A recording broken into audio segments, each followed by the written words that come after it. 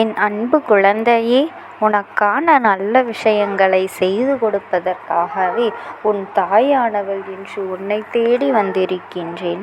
சட்டென்று என் பாதத்தை தொட்டுவிடு. இந்த நாளில் உன் கையில் ஒன்று கிடைக்கும். உன் வேண்டுதல் படிக்கப் போகின்றது. இதை நம்பினால் முழுவதுமாக கேட்க உனக்கு ஒரு விஷயத்தை சொல்கின்றேன். நான் உன்னுடன் எங்கும் எப்பொழுதும் இருக்கின்றேன். எந்த ஆபத்தில் இருந்தும் நீ காப்பாற்றப்பட்டு விடுவாய் என்பதில் சிறிதும் சந்தேகம் வேண்டாம்.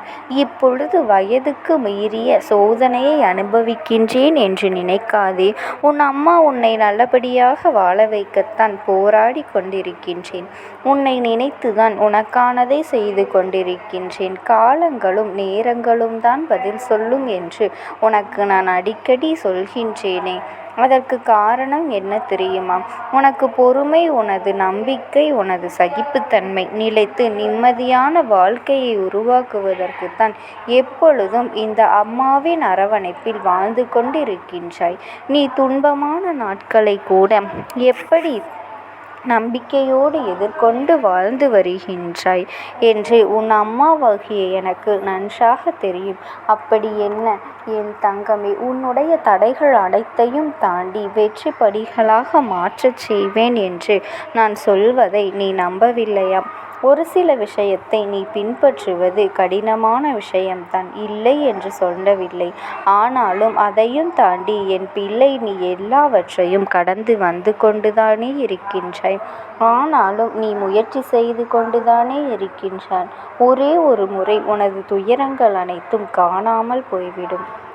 நீ சந்தோஷமாக இல்லாவிட்டாலும் பரவாயில்லை.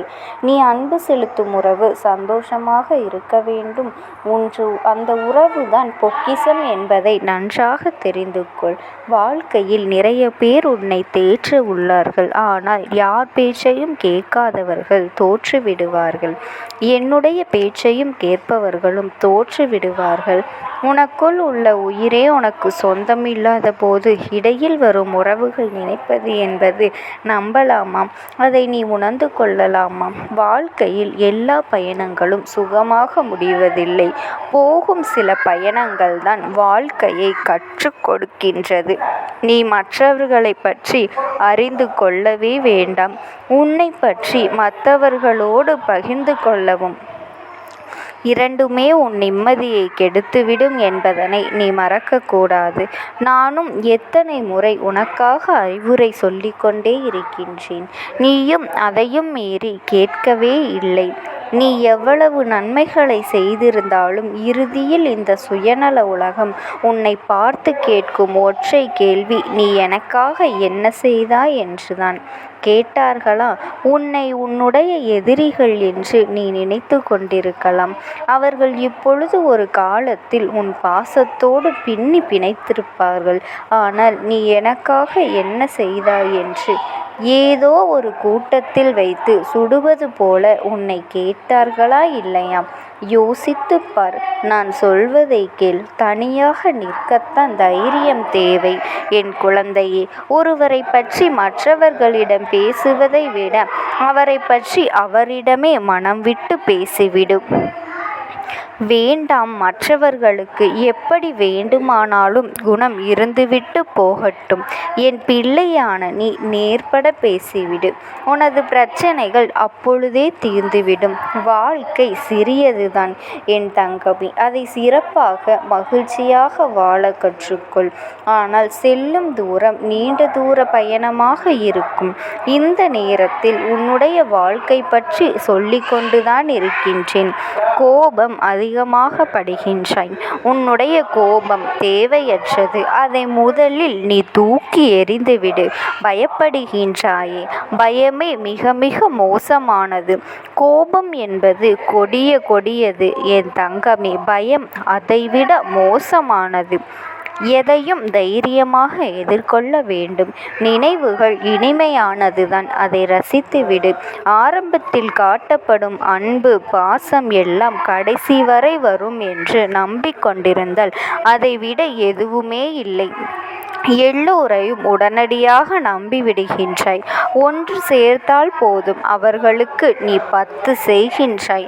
ஆனால் பழிப்பாவத்தை தூக்கி சுமக்கின்றாய். பொய்யை சொல்லி 1000 உறவுகளை தக்க வைப்பதை விட உண்மையை சொல்லி தனிமரமாக நின்றுதான் மனசாட்சி. என் தங்கமே, உன்னுடைய மனசாட்சி மட்டும்தான் கடைசி வரை உனக்கு இருக்கும், உண்மையாக இருக்கும். அமைதியாக இருப்பது மிக மிக கடினமானதுதான். ஆனால் அப்படி இருக்க பழகிவிட்டால் நிம்மதி உன்னை தேடி வரும். ஒரு சிலர் உன்னை சுற்றி இருப்பவர்களை பார். நீ எதை கேட்டாலும் சிரிப்பார்கள், எதை கேட்டாலும் மௌனமாக இருப்பார்கள். அது நீ கெட்டது என்று நினைப்பாய். இல்லை தங்கமே, அப்படித்தான் இருக்க வேண்டும். எந்த பிரச்சனையும் வராது. அப்படியே பிரச்சனை வந்தாலும் யாரும் எதுவும் சொல்லிவிட முடியாது. உனக்கான காலம் அனைத்திற்கும் நிச்சயமாக பேசும் சக்தி கிடையாது. நடந்தது என்ன? அழுது கொண்டிருப்பது வாழ்க்கையே அல்ல. இன்னும் நினைத்த இடத்திலிருந்து அதே இடத்தில் நின்று கொண்டு அழுது கொண்டிருக்கின்றாய். உன் பின்னால் வந்தவர்கள் எல்லாம் உன் முன்னால் சென்று கொண்டிருப்பார்கள். உன் முன்னால் சென்றவர்கள் எல்லாம் உன் வாழ்க்கையை உயர்த்தி சென்று கொண்டிருப்பார்கள். யோசித்துப் பார். அவர்களுக்கும் கஷ்டம் நஷ்டம் இருக்கத்தான் செய்தது. அதையெல்லாம் துச்சமாக மதித்து வெற்றி பயணத்தை அடைந்து சென்றார்கள். நீயும் பயப்பட்டு அதே இடத்தில் நின்று கொண்டிருக்கின்றாய். கவலைப்படாதே. உன்னை அளவைத்தவர்கள் முன்னால் சிரித்து வாழ்ந்து காட்ட வேண்டும். சூழ்நிலை மாறும் பொழுது சிலருடைய வார்த்தை உன்னை கொல்லத்தான் செய்கின்றது. நானும் அதனை பார்த்து கொண்டுதான் இருக்கின்றேன். இங்கு பலது முகங்கள் கூட மாறிக்கொண்டேதான் இருக்கின்றது. கவலைப்படாதே. நேற்று நடந்ததை கடந்து சென்றுவிடும். உன்னை தூக்கி போட்டவர்களை கனவில் கூட நினைக்காதே. இன்று நடந்ததை நீ அனுபவமாக நினைத்துக்கொள். நாளை நடப்பதை எதிர்கொண்டு வந்துவிடும். நடந்ததையும் இழந்ததையும் துரோகம் இழைத்தவர்களையும் நினைத்து நீ வருத்தப்பட்டு கொண்டிருந்தால் உன்னுடைய வெற்றியை நீ அடையவே முடியாது. அது உன்னை மீளவும் விடாது. என்னிடம் விட்டுவிடு. அது ஒரு முடிவுக்கு நிச்சயமாக வரும். உன் மனதை போட்டு குழப்பம். பிரச்சனைகள் விரைவில் சரியாகிவிடும். அதிசயம், அற்புதம் நடக்கும். நீ மனமகிழ்ச்சியோடு வாழ்வாய். யாரெல்லாம் உன்னோடு இருப்பார்கள் என்று விலகுவார்கள் என்று காலம் முடிவு செய்வதில்லையோ அவர்களின் வார்த்தைகளும் நடத்தைகளும் தான் முடிவு செய்கின்றது. பொய்யென்ற கவசம்தான் முடிவு செய்கின்றது. அதனை தாக்கம் என்று நம்புகின்றார்கள். அதை உண்மை என்னும் ஆத்திரம் உடைத்தெறிந்துவிடும். உன்னை எவ்வளவு வேகமாக வீழ்த்த நினைக்கின்றார்களோ அதைவிட பல மடங்கு வேகத்தில் நானே உன்னை வளர்த்து கொண்டு இருக்கின்றேன். பொறுமையாக இரு. பல நேரங்களில் உனக்கு உதவும் என்னை நினைத்து கொண்டு ஒரு காரியம் நடக்க நினைப்பது கூட ஒரு பொறுமைதான். எங்கு சென்றாலும் எப்பொழுதும் பொறுமையாக இருந்து என் மனதில் நீ நினைத்து நின்றாலே போதும். இந்த அம்மாவின் அன்பும் ஆசீர்வாதங்களும் உனக்கு எப்பொழுதுமே முழுமையாக கிடைத்து கொண்டே இருக்கும்.